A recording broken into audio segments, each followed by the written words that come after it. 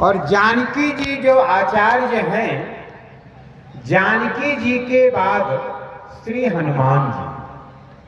और हनुमान जी महाराज ऐसे हैं जो कि राम नाम, जो राम का मंत्र की परंपरा चली, कहां से चली? जानकी जी से।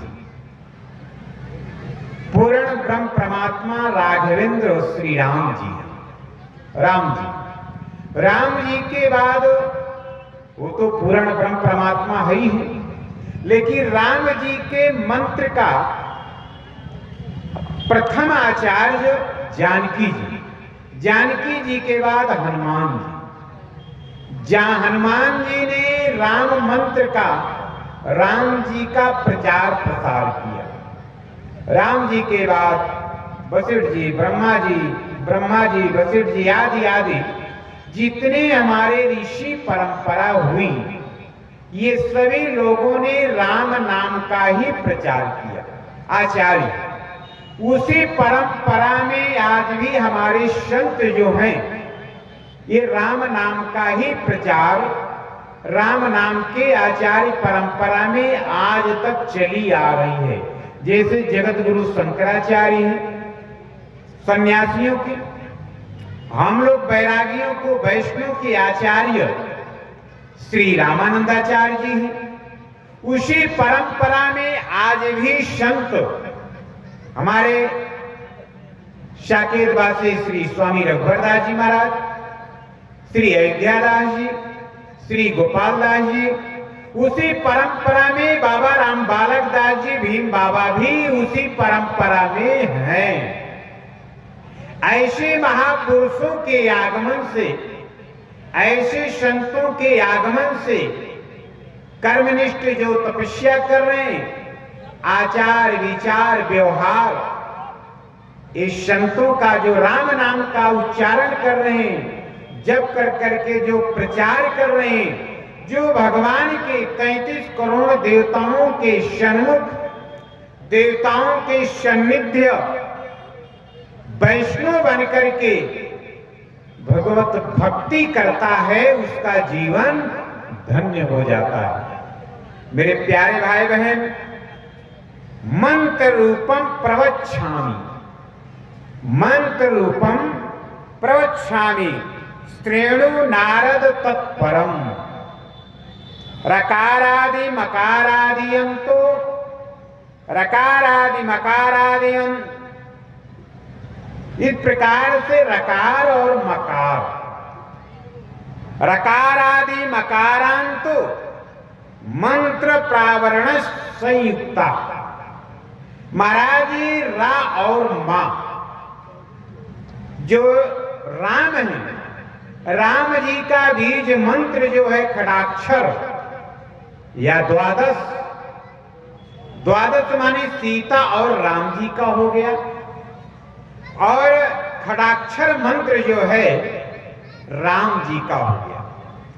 जो व्यक्ति वैष्णव बन करके अपेय पदार्थ को त्याग करके मनुष्य जीवन जो प्राप्त हुआ है, हमको इसे सार्थक बनाने के लिए, हमें अपने को धन्य बनाने के लिए एक आचार्य, एक संत, जब तक भगवत प्राप्ति नहीं होगी, भगवत भक्ति कैसे प्राप्त होगी, ये संत करते हैं।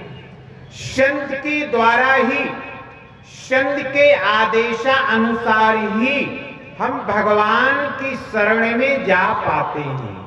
और जब तक ये जीव भगवान की शरणागति नहीं होगा, तब तक इस जीव का कल्याण नहीं होगा। मानस में इसलिए राम मंत्र ग्रहण करना अनिवार्य है। मनुष्य जीवन प्राप्त होने का सौभाग्य कब प्राप्त होगा? जब हम अपने को भगवत भक्ति में, भगवत शरणागति में समर्पण कर दें। मेरे प्यारे भाई बहन, समुद्र के तट पर भालू बंदर सभी बैठे थे। ब्रह्मा जी के अवतार श्री जामवंत जी हैं। जामवंत जी ने देखा कि हमारे जितनी सेना में हैं, भालू बंदर नल नील गवाच अनेक अनेक हनुमान, सभी लोग उदास बैठे हैं। जो कि उस सेना के नायक युवराज अंगद है। अंगद जी के नेतृत्व में वहां पर सब लोग बैठे हैं। सब लोग उदास हो गए। इतना भारी समुद्र है, इतने अगाध जल हैं, समुद्र को नागना बड़ा मुश्किल है। जामवंत जी ने कहा, अवसर मिला जामवंत जी को, और जामवंत जी ने कहा कि अंगद, हनुमान, नल नील गवाच, आप लोग चिंता मत करो। चिंता करने की आवश्यकता नहीं है, क्योंकि आपका जो अवतार हुआ है, आप इस पृथ्वी पर किस लिए आए हो, आने का कारण क्या है। आप देवता थे, लेकिन देवता पाकर के आपने ये शरीर धारण किया है। कौन सा, बंदर का, भालू का। और आपने राम कार्य करने के लिए आपका आगमन हुआ। अपने जीवन को धन्य बनाने के लिए आपका आगमन हुआ है। और इतिहास लिखा जाएगा कि इतने इतने लोगों ने राम जी का कार्य किया, राम जी का सेवा किया, क्योंकि राम जी ने स्वयं कहा था कि विप्रधेनु सुरसंत हिता लीन मनुज अवतार। विप्रधेनु सुरसंत हिता लीन मनुज अवतार। भगवान का अवतार हुआ ये रक्षा करने के लिए, तो उसी में राम जी की सेवा करने के लिए आपका भी आगमन हुआ। और आप निराश मत होइए। कोई कार्य ऐसा नहीं है कि जो व्यक्ति न कर ले।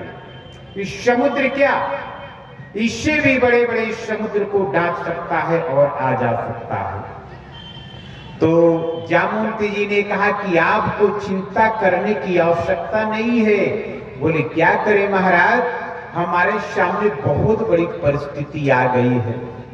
जामवंत जी ने कहा, अंगद जी, आपको चिंता करने की आवश्यकता नहीं है, आपको चिंतन करने की आवश्यकता है।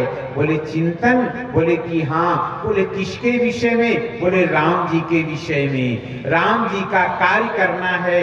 वीर तुम बढ़े चलो, धीर तुम बढ़े चलो, आगे बढ़ते रहो और अपने डेग को, अपने पग को आगे बढ़ाते रहो, पीछे मत खींचो। लक्ष्य होना चाहिए। जब तक लक्ष्य नहीं होगा तब तक प्राप्ति नहीं होगी। तो जामवंत जी ने बड़ी सुंदर भाषा में कहा कि बड़े भाग्य मानुष तन पावा, बड़े भाग्य मानुष तन पावा, सुर दुर्लभ सद ग्रंथन गावा, सुर दुर्लभ सद ग्रंथन गावा। महाराज, ये मनुष्य शरीर देवताओं को भी दुर्लभ है। आप देवता होकर के आप शरीर धारण किए, लेकिन ये अवसर सौभाग्य प्राप्त नहीं होता। गोस्वामी जी ने उत्तर कांड में कहा कि साधन धाम मोक्ष कर द्वारा, पाई न जेहि परलोक समारा। अभी जामवंत जी ने कहा कि मनुष्य जीवन बड़ा भाग से मिला है, और इधर गोस्वामी जी ने उत्तर कांड में कहा कि साधन धाम मोक्ष कर द्वारा, पाई न जेहि परलोक सवारा। मेरे प्यारे भाई बहन, मनुष्य जीवन मिला और मनुष्य जीवन हम पा करके अपना लोक और परलोक। हमें मनुष्य जीवन क्यों मिला है? कहीं गधा का शरीर मिल जाता तो क्या करते, बैल का मिल जाता तो क्या करते, अगर अनेक अनेक जीव जंतु का शरीर मिल जाता तो क्या करते। कहने का भाव ये है, जैसे श्रीमद् भागवत महापुराण में नलकूबर थे, नलकूबर को सरोवर में स्नान कर रहे थे, लंगटा होकर के कपड़े के उतार दिया, वस्त्र को उतार के रख दिया और रख करके सरोवर में जाकर के स्नान कर रहे हैं। तो स्नान कर रहे, उसी में आनंद ले रहे हैं जल में। स्नान करते करते उसी समय देवर्षि नारद जी का आगमन हो गया। देवर्षि नारद जी ने कहा, नारायण श्रीमन नारायण नारायण नारायण श्रीमन नारायण नारायण श्रीमन नारायण नारायण नारायण। देवर्षि नारद जी का आगमन हुआ। नारद जी ने देखा कि यहाँ तो कपड़ा उतार करके रखा हुआ है और ये नलकूबर निकल करके आए और आकर के वहां पर नारद जी को देख करके चुपचाप खड़े हैं। तो नारद जी ने श्राप दे दिया, कहा करे तुझे शर्म नहीं आती है? मैं यहाँ पर एक संत होकर के खड़ा हूँ और मैं तुम लोगों से बड़ा हूँ, श्रेष्ठ हूँ, और तुम मेरे सामने लंगटे खड़े हो। जाओ, मैं तुझे श्राप देता हूँ, तुम वृक्ष हो जाओ, तुम्हें कोई कपड़ा नहीं पहना, वृक्ष बन करके खड़े रहो। उन्होंने श्राप दे दिया नलकूबर को। श्राप देने के बाद उन्होंने कहा कि महाराज नारद जी क्षमा करो, मुझसे अपराध हो गया। बोले कि मेरा उद्धार कैसे होगा? बोले कि तुम्हारा उद्धार होगा द्वापर में।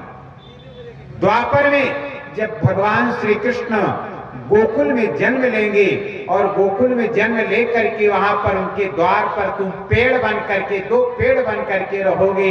जब भगवान श्री कृष्ण बाल लीला करेंगे, मैया जसोदा क्या करेगी?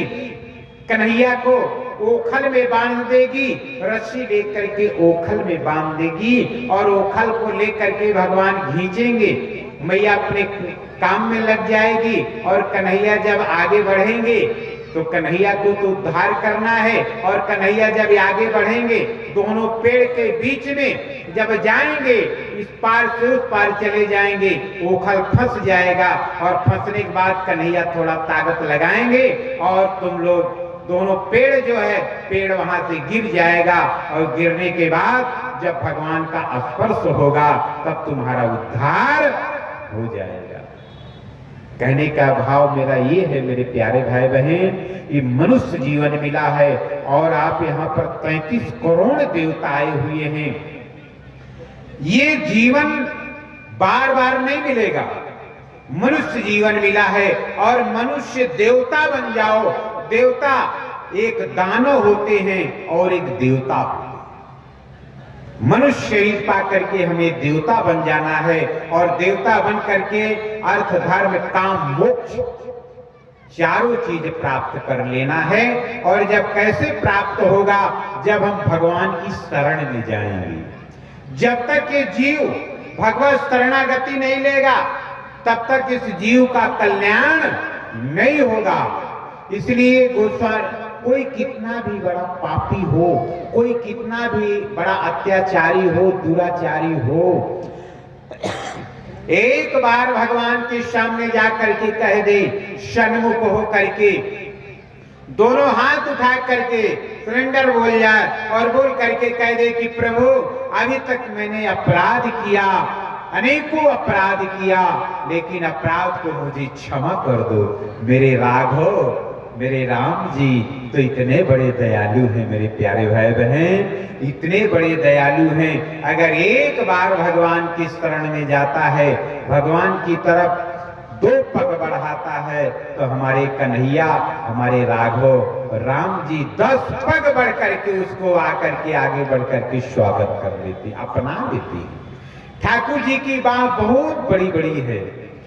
तो इस प्रकार से राम जी ने कहा किशन मुख होई, जीव मोहि जब ही जन्म कोटि अघ नाशय तब ही। ये जीव, ये आत्मा, ये जीव जो है, मनुष्य जो है, मनुष्य ही कर सकता है जो कर सकता है, दूसरा व्यक्ति नहीं कर सकता है। मनुष्य चाह जाए तो अपना लोक और परलोक दोनों संवार सकता है, अगर नहीं चाहेगा तो उसका लोक और परलोक दोनों बिगड़ जाएगा। मेरे प्यारे भाई बहन, कहने का भाव ये है, ये मनुष्य जीवन पा करके हमको भगवान की शरणागति हो लेना है। राम मंत्र वैष्णव बन करके नारद जी ने स्वयं कहा, हनुमान जी आचार्य हैं, हनुमान जी ने स्वयं कहा और भगवान शंकर जी ने स्वयं कहा, पियो पियो निज श्रवण पुट, राम नाम अभिराम। राम नाम का उच्चारण करो। किसके द्वारा पियो?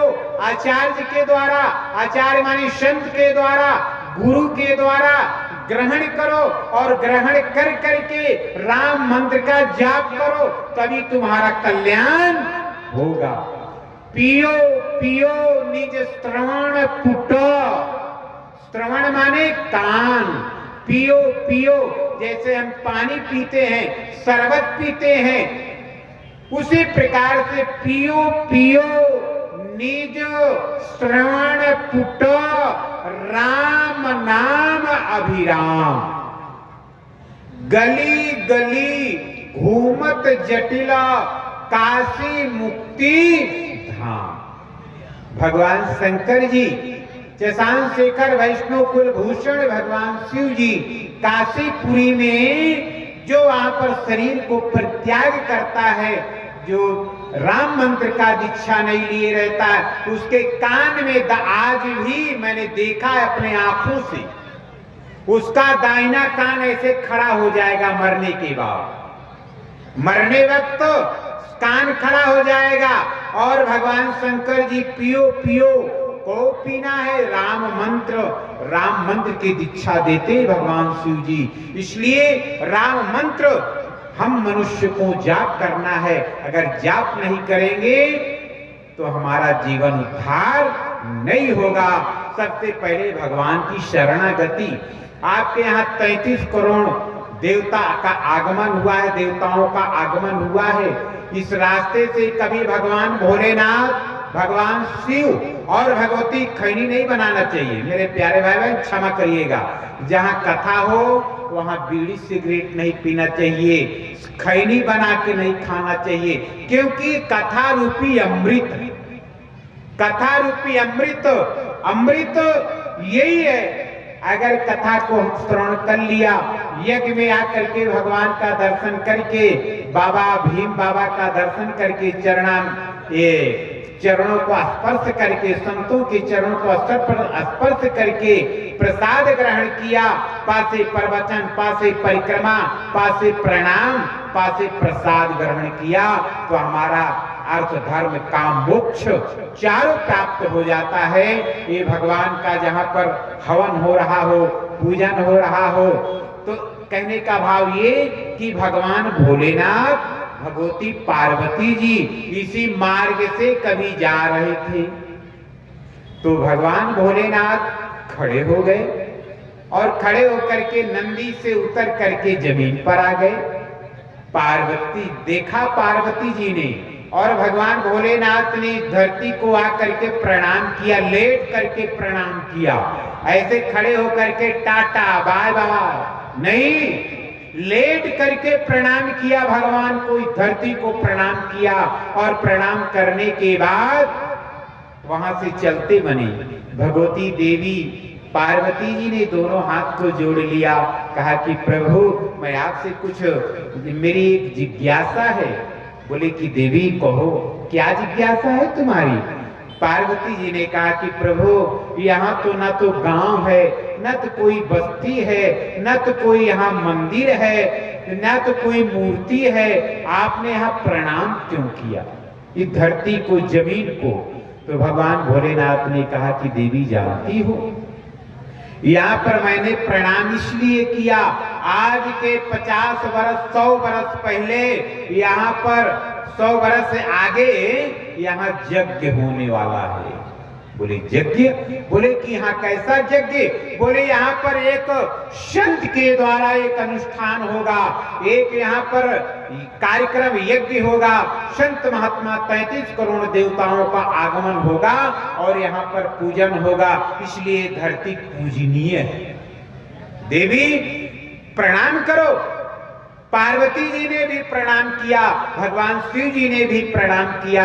मेरे प्यारे भाई बहन, ये धरती वो धरती नहीं रही, आज एक तीर्थ स्थली बन गई है।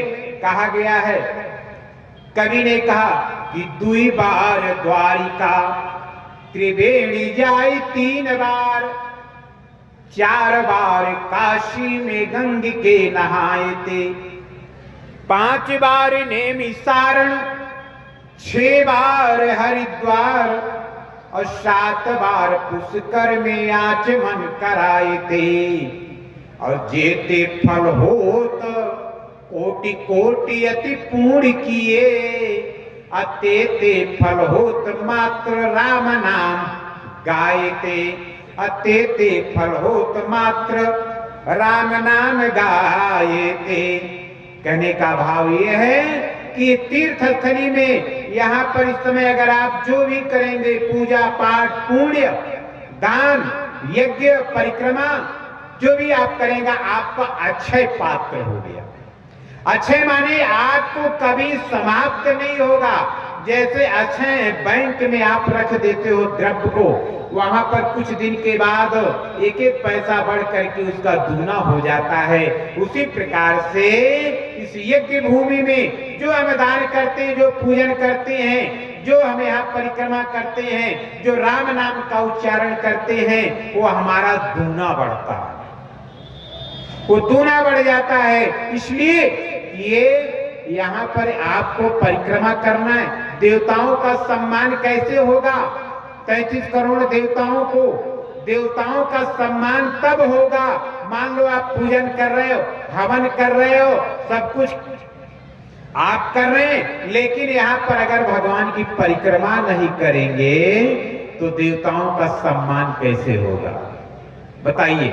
जो देवता हमारे आचार्य जी के द्वारा आवाहयामी, स्थापयामी, पूज्यामी, कहाँ साकेत से, बैकुंठ से, बैकुंठे शास्तु क्षीराब्धाई श्री लक्ष्मण भूमः राम सेवार्थ आगतः। जो राम जी की सेवा में, यज्ञ नारायण भगवान की सेवा में, ब्रह्मा विष्णु, कैलाश से भगवान शिव, ब्रह्मलोक से ब्रह्मा जी, बैकुंठ से भगवान विष्णु, क्षीर सागर से भगवान विष्णु, इंद्र, स्वर्ग से इंद्र, सब देवताओं का आगमन हुआ है।